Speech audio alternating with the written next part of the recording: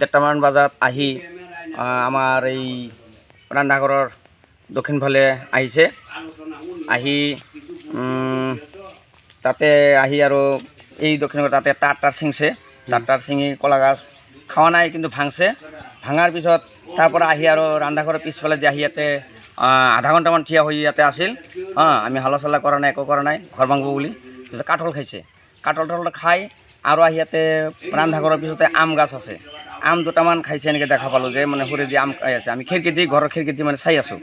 তাৰপিছত এনেকৈ তথাপি আমি হাল্লা কৰা নাই যে যাব বুলি ঘৰত ধৰা নাই তেতিয়া তাৰপিছত যেতিয়া ৰান্ধাঘৰত ধৰছে ৰান্ধাঘৰত ধৰি মানে ভাঙি আছে মৰ কৰি ভাঙি আছে তেতিয়া আমি হাল্লা কৰি আছোঁ বাৰিন্দাত ওলাই হাল্লা কৰি আছে এটা মাৰলোঁ এটা মানে পানী পৰি আছিল ইয়াতে পানী পৰিছে তাতে আৰু শব্দ হোৱা নাই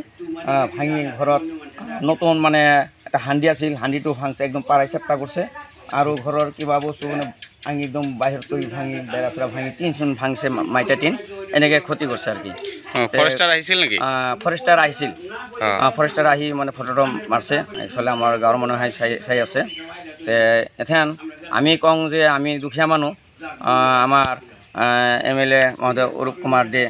তেওঁলোকে যাতে আমাক এই মানে এই ঘৰটো মেৰামতিৰ কাৰণে অলপ সাহায্য প্ৰদান কৰে তেতিয়া আমি অলপ শান্তি পাম কাৰণ এইবাৰ এইটো আমাৰ যিবাৰ বতৰৰ কাৰণে আমাৰ মানে চলাৰ খুব অসুবিধা হৈছে তেতিয়া আমি ঘৰটো কেনেকৈ মেৰামতি কৰিম যাতে এনেকৈ দিয়ে তেতিয়া আমি অলপ মানে MLA মহোদয় যদি অলপ সাহায্য প্ৰদান কৰে তেতিয়া আমি অলপ শান্তি পাম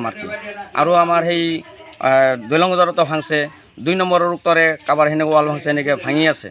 গতিকে এইটো যাতে আমাৰ MLA মহোদয় মানে অৰূপ কুমাৰ দে যাতে আমাৰ এই শ্বৰ্ট লাইনৰ ব্যৱস্থা মানে এনেকৈ দি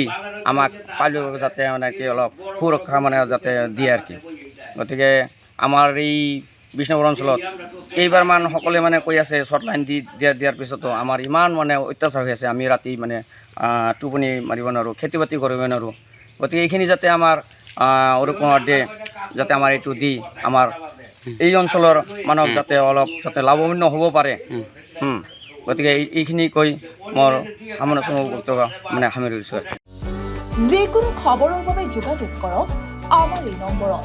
9181 307 221